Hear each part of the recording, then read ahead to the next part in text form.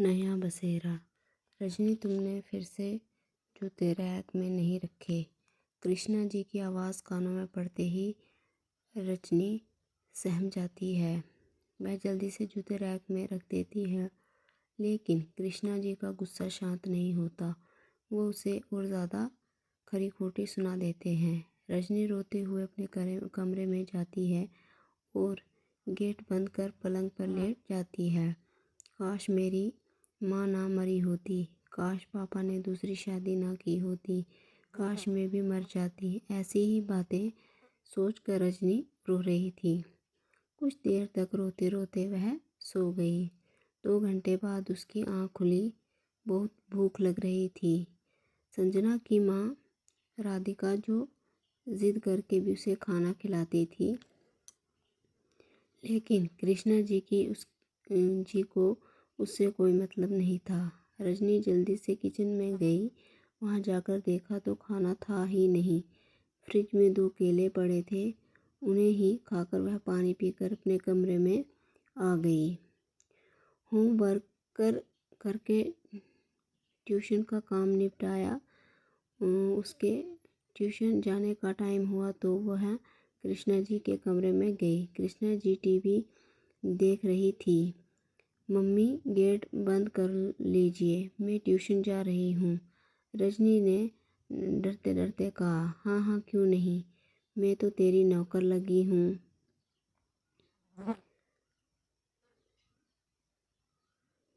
मुझे समझ नहीं आता, तेरी पढ़ाई पर ही सारी कमाई लुटा देते हैं। पता नहीं कहाँ की कलेक्टर बनेगी। जा यहाँ से, मैं बंद कर लूँगी। कृष्णा जी को बोलता छोड़कर रजनी चुपचाप निकल गई। उसे पता था वापस आकर डोर बेल बजाना उसे कितना भारी पड़ेगा। शाम को उसके पापा जगदीश जी घर आए। कहाँ है मेरी लाडो, देख देख मैं तेरे लिए क्या लाया हूँ। ये कहकर जगदीश जी ने एक बड़ी सी डाल रजनी के हाथ में पकड़ा दी। उसे देखकर रजनी के चेहरे पर मुस्कान आ गई। उसे खुशी डाल से नहीं थी, बल्कि इस बात से थी कि उसके पापा उसे अब भी इतना प्यार करते हैं, भले ही वो कृष्णा जी से डरते थे। तभी किचन से कृष्णा जी पानी लेकर आई। क्या ज़रूरत थी इस फजूल खर्ची की? आपको पता है ना इसकी पढ़ाई का कितना खर्च हो रहा है। जगदीश जी ने उन्हें समझाते हुए कहा। अरे भाई, कोई बात नहीं, बच्ची है, उसका भी मन करता होगा खेलने का। वह तो बेचारी किसी चीज़ की ज़िद नहीं करती। आज बाज़ार में ये डॉल देखी तो अपने आप ले आया। कृष्णा जी चुप रह गई और चाय बनाने किचन में चली गई। कृष्णा जी ने अपने पति के मरने के बाद जगदीश जी से ये सोचकर शादी कर ली थी कि मज़े से रहेंगे, लेकिन जब से रजनी की जिम्मेदारी उनके कंधों पर आई, तब से वो उसे परेशान करने लगी थी। वो चाहती थी कि अपनी माँ की तरह वह भी मर जाए या कहीं चली जाए। उस जगदीश जी के कारण उनका चुप रहना पड़ता था। स्कूल की छुट्टी वाले दिन जगदीश जी के ऑफिस जाते ही सारा काम रजनी के सर पर डालकर वो सोने चली जाती थी।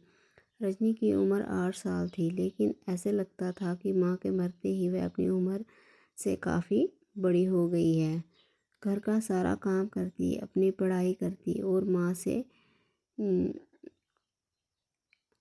से झुड़कियाँ भी खाती थी। कभी कभी उसकी पिटाई भी होती थी। एक दिन रजनी बर्तन साफ कर रही थी, तभी उसके हाथ से एक कांच का गिलास गिरकर टूट जाता है। ये देखकर कृष्णा जी से बहुत मारती है और उसे खाना भी नहीं देती। रात तक रजनी रोती रहती है। वह अपने कमरे में पलंग पर लेटे हुए रो रही थी। तभी उसके पापा जगदीश जी कमरे में आए। कृष्णा जी ने उन्हें पहले ही बता रखा था कि रजनी खाना खाकर सो गई है। जब से किसी काम से रजनी ने कमरे में गए तो देखा वह सुबह सुबह कर रो रही थी। जगदीश जी ने उससे पूछा, बेटा क्या बात है, आज खाना अच्छा नहीं बना क्या? तू रो रो क्यों रही है? ये सुनकर रजनी को ज़ोर ज़ोर से रोना आया। वह बोली, पापा मुझे मर जाना चाहिए। रजनी की बात सुनकर जगदीश जी चौंक जाते हैं। वह उससे पूछते हैं तो रजनी डरते डरते सारी बात बता देती है। जगदीश जी सोच में पड़ जाते हैं। हे भगवान, ये क्या हो गया। मैंने दूसरी शादी इसलिए की थी कि मेरी बच्ची को संभालने के लिए उसे माँ मिल जाएगी। आज तो यही उसकी दुश्मन बन गई है। जगदीश जी ने रजनी से कहा, बेटा तुम चिंता मत कर, मैं सब ठीक कर दूंगा। चल तू खाना खा ले। रजनी ने खाना खाया और सो गई, लेकिन जगदीश की गहरी चिंता में डूब गए। उन्हें रजनी के भविष्य की चिंता होने लगी। साथ ही उन्हें ऐसा भी लगने लगा कि कहीं कृष्णा जी उसे मार ही न दे। 2 दिन तक सब कुछ सामान्य चलता रहा। तीसरे दिन जगदीश जी ने कृष्णा जी से कहा, मुझे ऑफिस के काम से बाहर जाना है, तुम घर का ध्यान रखना। रजनी को पता था कि ये 2 दिन काटना उसके लिए भारी पड़ जाएंगे। अकेले में जगदीश जी ने रजनी से कहा, बेटी बस हिम्मत करके ये 2 दिन काट ले, मैं तेरे लिए ही इंतज़ाम करने जा रहा हूँ। तुझे इस सब से बाहर निकाल कर अच्छी ज़िंदगी देने के लिए जा रहा हूँ। बस तू किसी तरह 2 दिन ये सब सह ले। ये कहकर जगदीश जी चला गए। रजनी चुपचाप घर का काम करती रही। 2 दिन बाद जगदीश जी वापस आए। जगदीश जी जानते थे कृष्णा जी के मायके में शादी है, वो ज़रूर जाएगी।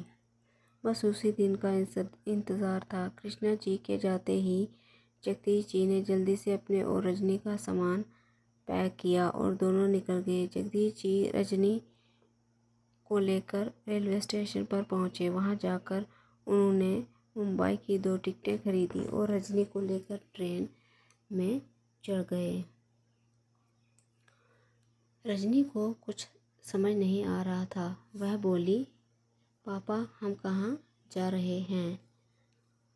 ये सुनकर जगदीश जी बोले, बेटा बहुत दूर जा रहे हैं।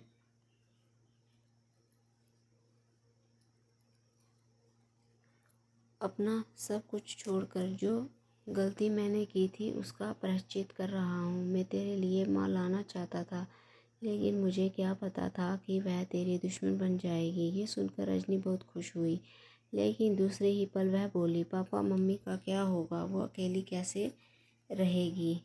बेटी की बात सुनकर जगदीश जी की आंखों में आंसू छलक गए।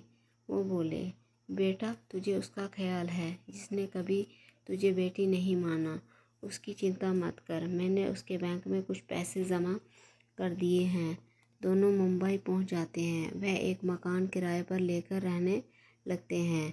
थोड़ी भागदौड़ करके जगदीश जी को एक नई नौकरी मिल जाती है। मकान मालकिन बहुत भली थी। वह जगदीश जी के जाने के बाद रजनी का ध्यान रखती थी। इधर जब कृष्णा जी घर वापस आई तो उन्होंने देखा कि ताला लगा हुआ है। बस यही होना था। पापा के जाते ही महारानी खेलने निकल जाती है। वो तो अच्छा है, दूसरी चाबी है मेरे पास। आज आने दे उसे। एक सबक सिखाऊंगी कि कभी घर से बाहर कदम नहीं रखेगी। कृष्णा जी अपने बेडरूम में जाकर सो जाती है। दोपहर से शाम और शाम से रात हो जाती है। न जगदीश जी आए न रजनी। उन्हें चिंता होने लगी। वह घर से इधर उधर घूम रही थी। तभी उसकी नज़र सामने मेज़ पर पड़ी कुछ सामान पर गई। सामान के साथ एक चिट्ठी भी थी। कृष्णा जी ने चिट्ठी पढ़ी और उनका रो रो कर बुरा हाल हो गया। सामने बैंक की पासबुक, जगदीश जी का मोबाइल पड़ा था। अब तो वह उनके संपर्क भी नहीं कर सकती थी। बेटी की खातिर अपना सब कुछ छोड़कर जगदीश जी एक नई दुनिया बसाने चल दिए थे। तो फ्रेंड्स, ये थी हमारी आज की स्टोरी अच्छी लगी हो तो लाइक शेयर कमेंट ज़रूर कर दें। चैनल को सब्सक्राइब करना ना भूलें। साथ ही बेल आइकन को प्रेस कर लें ताकि नई वीडियो का जो भी नोटिफिकेशन हो सबसे पहले आप तक पहुँचे। तो मिलते हैं नेक्स्ट वीडियो में, तब तक के लिए धन्यवाद।